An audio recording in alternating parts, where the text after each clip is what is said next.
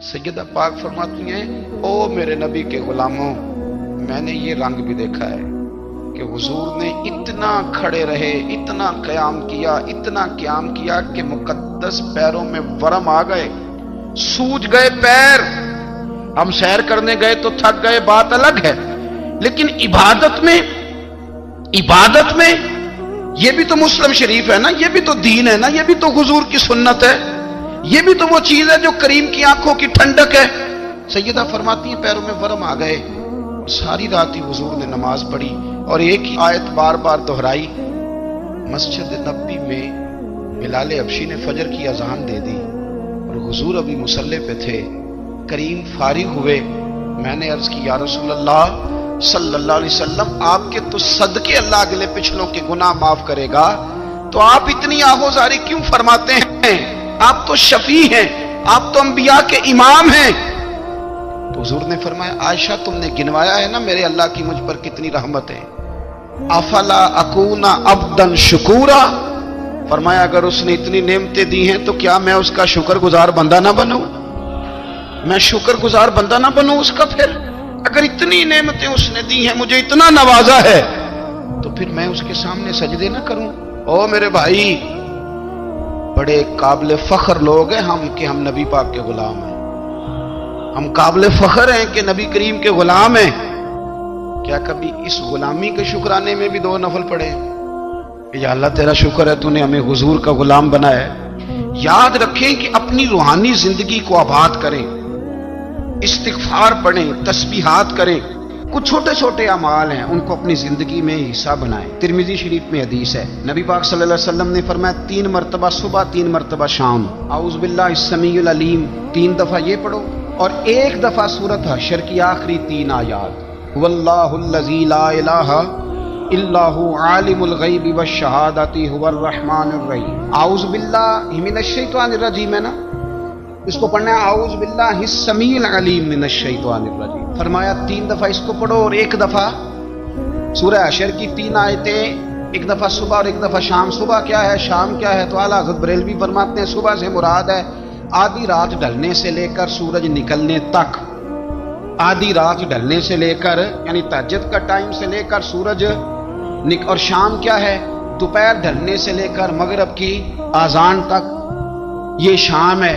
अब सुन लें, ये तिरमिजी की हदीस है सियासता की। नबी पाक ने फरमाया जिसने 3 मरतबा आऊज़ बिल्ला पढ़ी और 1 बार सूरह हशर की आखिरी 3 आयतें पढ़ी, 1 दफा सुबह पढ़े, 1 दफा शाम पढ़े, नबी करीम अलैहिस्सलाम फरमाते हैं अगर सुबह पढ़ेगा तो 70,000 फरिश्ते शाम तक, और अगर शाम को पढ़ेगा तो 70,000 फरिश्ते सुबह तक पढ़ने वाले बंदे की मगफिरत की दुआ मांगते रहेंगे। चले, मैं तो इस बात पे भी बड़ा राजी हूं कि पहली दफा अहले सुन्नत में ऐसा हो रहा है कि वजीफा मिलने पर लोग नारे लगा रहे हैं, वरना वजीफा बताएं तो कहने अभी पढ़ांगे पर कोई तवीज भी लेके छोड़ो माड़ा गया। एक साहब आए, मुझे कहने लगे जी बरकत कोई नहीं, गुरबत बड़ी है। मैंने कहा सूरत वाक़या पढ़ा कर। कहते पीर साहब थोड़ी तकलीफ करो को मैंने तवीज भी कर दो। मैंने उनसे कहा खुदा के बंदे, मैं तवीज दूंगा पता नहीं काम बनेगा नहीं बनेगा, सूरत वाक़या पढ़, ये वो तवीज है जो मदीने वाले रसूल ने अता फरमाया है कि सूरत वाक़या पढ़ो तुम्हें कभी फाका नहीं आएगा। तो वज़ाइफ पढ़ें, इबादत करें, तैयारी करें, कुछ नेक आमाल बचाएं ऐसे जिनका हमें पता हो, जो हमारे रब को पता हो। हजरत अब्दुल्ला इब्न उमर रज़ी अल्लाह ताला अन्हु, हजरत उमर के साहिबजादे, मक्का मुकरमा में उनकी कब्र है। मैंने जब उन्हें पढ़ा तो मुझे उनसे बड़ा प्यार हो गया, लेकिन आपको पता है वहां जाके किसी शख्स का मज़ार तलाश करना या पूछना एक मुश्किल काम होता है। तो एक दफ़ा मैं मक्का शरीफ में हाजिर था, तो एक गाड़ी वाला ड्राइवर मुझे कहने लगा कि मौलाना मैं आपको जानता हूँ, मुझे आपसे मोहब्बत है, एक बात बताऊँ आपको। मैंने कहा बताओ। कहने लगे हज़रत अब्दुल्ला इब्न उमर की कब्र देखनी है। मैंने कहा ये तू नहीं कह रहा, ये किसी ने बंदोबस्त कराया है, ये अल्लाह ने तेरे दिल में बात डाली है, ये हो गया तू ले चल मुझे। हजरत अब्दुल्ला इब्न उमर को नबी पाक ने फरमाया था राजुलुन सालिह, ये नेक बंदा है, ये मुत्तकी आदमी। हजरत अब्दुल्ला इब्न उमर रज़ी अल्लाह ताला अन्हु सैयदना फारूक आज़म रज़ी अल्लाह ताला अन्हु के साहिबजादे हैं और इनकी हमशीरा सैयदा हफ्सा रज़ी अल्लाह ताला अन्हा हुजूर की ज़ौजा मोहतरमा। एक दिन अपनी हमशीरा से कहने लगे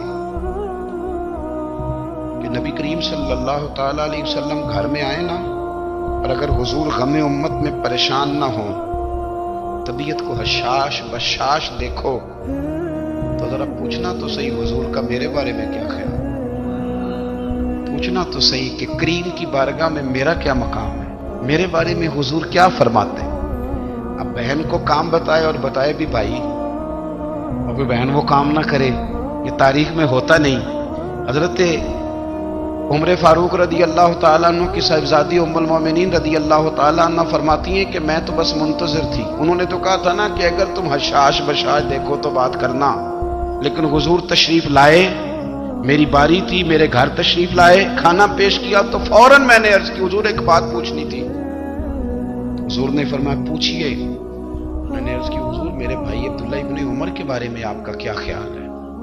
نوجوانوں میری بات پہ غور کرنا، میرے بھائی کے بارے میں آپ کا کیا خیال ہے؟ تو نبی کریم صلی اللہ تعالی علیہ وآلہ وسلم نے میری طرف دیکھا، اور پھر حضور زیر لب تھوڑا مسکرائے، اور بریلی کے امام کہتے ہیں کہ حضور مسکرا دیتے تھے نا تو جو بڑا دکھی ہوتا تھا وہ بھی ہنس پڑتا تھا۔ اب سوال پیدا ہوتا تھا کہ پھر تو اس مسکراہٹ کے لیے انتظار کرنا پڑتا ہوگا کئی مہینے کہ حضور مسکرائیں تو رونے والے ہنسیں، تو اعلیٰ حضرت فرماتے نہیں، انتظار نہیں کرنا پڑتا، یہ مسکراتے رہنا تو حضور کی عادت ہے۔ جس کی تسکین سے روتے ہوئے ہنس پڑے، اس تبسم کی عادت پہ لاکھوں سلام۔ یعنی یہ تو عادت ہے حضور کی مسکراتے رہنا، اس کے لیے انتظار نہیں کرنا پڑتا۔ بھائیو آپ خیال رکھیں گے، غور کریں گے، حضرت عبداللہ ابن عمر رضی اللہ تعالیٰ عنہ کے بارے میں پوچھا تو سیدہ فرماتی ہیں کہ نبی کریم صلی اللہ تعالیٰ علیہ وسلم نہ زیر لب مسکرائے اور فرمایا حفصہ تیرا بھائی ہے تو اچھا، لیکن میں نے سنا ہے کہ عشاء کی نماز پڑھتا ہے تو فجر تک سویا ہی رہتا ہے۔ او نوجوانوں، 10 بجے تک سونے کی بات نہیں ہوئی، 9 بجے تک سونے کی بات نہیں ہوئی، 11 بجے اٹھنے کی بات نہیں۔ حضور فرمانے لگے میں نے سنا ہے کہ عشاء کی نماز پڑھ کے سو جاتا ہے اور فجر تک سویا ہی رہتا ہے، اسے چاہیے کہ تہجد کے وقت اٹھا کرے، اللہ کی بارگاہ میں حاضر ہوا کرے، آہوزاری کرے، سجدے کرے، عبادت کرے، اٹھتا ہے اور فجر میں جا کے اٹھتا ہے۔ حضرت جناب حفصہ رضی اللہ تعالیٰ عنہ کہتی ہے میں نے جناب عبداللہ ابن عمر کو پیغام دیا اور میں نے کہا میرے جوان بھائی سن، نبی پاک نے فرمایا ہے تو اچھا پر تہجد میں نہیں اٹھتا، نفل نہیں پڑھتا۔ او میری ملت کے جوانوں، مزہ نہیں آ جاتا جب ساری دنیا سوئی ہو، ساری دنیا، اور بستر بھی گرم ہو اور نیند بھی پورا غلبہ کر رہی ہو، اور اچانک گھنٹی بجے دماغ میں، آنکھ کھلے، گھڑی پہ نظر پڑے، 3:30 4 بجے کا پیغام گھڑی بتائے، اور کوئی چڑھتی جوانی والا اٹھ کے وضو کرے، اور جب وہ مصلی کھول کے بچھائے تو مدینے والے محبوب کہتے ہیں کہ ہر نماز پہ رب ثواب دیتا ہے، اور جو اٹھ کے تہجد کی نماز پڑھے اسے دیکھ کے تو رب مسکراتا ہے، جو اس کی شان کے لائق ہے، جو اس کی شان کے لائق، وہ مسکراتا ہے، خوش ہوتا ہے کہ میرا بندہ تہجد میں اٹھ گیا، وہ مسکراتا ہے۔ کاش ہماری صبحیں کبھی اپنے مالک کے نام ہو جائیں، کاش کہ صبح حضرت ابو الحسن رحمۃ اللہ تعالی علیہ حضرت معاذ ابن جبل رضی اللہ تعالیٰ عنہ کے پاس بیٹھا کرتے تھے، فرماتے ہیں ان سے جو پیار بڑھا تو پھر میرا مصلی سے بھی بڑھ گیا۔ تابعی ہیں، فرماتے ہیں صحابی رسول سے محبت ہوئی تو ذکر سے بھی ہو گئی، پھر درود شریف سے بھی ہو گئی، محبت ان سے بڑھی تو پھر اللہ نے مسجد کا پیار بھی بڑھا دیا۔ آپ فرماتے ہیں کہ میری ہر وقت طبیعت چاہتی تھی کہ بس اللہ اللہ کروں، بس اللہ اللہ کروں، بس نہ میں ذرا تھوڑی جان چھڑاؤں لوگوں سے، کوئی 10 منٹ ملے تو میں کوئی 4 نفل پڑھ لوں، میں تھوڑا سا نہ بچوں لوگوں سے، اور مجھے تسبیح ملے تو میں نہ کچھ 400-500 دفعہ استغفار پڑھوں، سبحان اللہ، الحمدللہ، اللہ اکبر، لا حول ولا قوت الا باللہ، میں نہ تسبیحات پڑھوں۔ فرماتے ہیں کہ بچے تھے گھر میں 6-7، غربت تھی، کام ملتا کوئی نہیں تھا، اور میں کام چور نہیں تھا، کام ڈھونڈتا تھا، پر اللہ کی قدرت کے کام نہیں ملتا تھا۔ فرماتے ہیں کہ میں نے ایک دن اپنی اہلیہ سے کہا کہ آج میں پھر جاتا ہوں کام ڈھونڈنے، تو میری بیوی بڑی فرما بردار تھی، پر اس دن نہ غربت کے ہاتھوں तंग आके कहने लगी, आज नाना कोई तू चीज लेके आया तो मुझसे बच्चों की भूख नहीं देखी जाती। सब रोगां दा रोग मुहम्मद, जिसदा नाम गरीबी, कंड बुला के लंघ जांदे नी दोस्त यार करीबी। आज ना कुछ लेके आया तो मैं बच्चे लेके चली जाऊंगी। शेख फरमाते हैं कि मैं बड़ा परेशान घर से निकला, पर मैंने सुबह से लेके जोर तक काम ढूंढा, काम मिला कोई नहीं। तो मेरे दिल में ख्याल आया, चलो काम नहीं मिलता तो अल्लाह अल्लाह तो करेगा, चलो बंदों की मजदूरी नहीं मिलती तो रब करीम की इबादत ही करते हैं। फरमाते हैं कि मैंने ना फुरात के पानी से वुजू किया, नहर के, शदीद धूप थी, साथ रेत थी और रेत तप रही थी। मैंने अपना रुमाल वहीं मुसल्ला के तौर पर बिछा लिया और फरमाते हैं कि जोर से लेकर असर तक नमाज पढ़ी, धूप भी पूरे जोर पे, पर मेरे सजदे का ज़ौक़ भी पूरे जोर पे। फरमाते हैं सूरज भी चमक रहा है और रब की इबादत का ज़ौक़ भी पूरे जोर पे। मैं सजदा करूं तो फिर मेरा उठाने को जी न चाहे। मेरे उस्ताद लिखा करते थे, ये उनका शेर है, वो कहा करते थे, मुझे सोज दे, मुझे साज दे और मुझे नीम शब का न्याज दे, दमे सजदा खुद को मैं तोड़ दूं, मुझे ऐसा ज़ौक़े नमाज दे।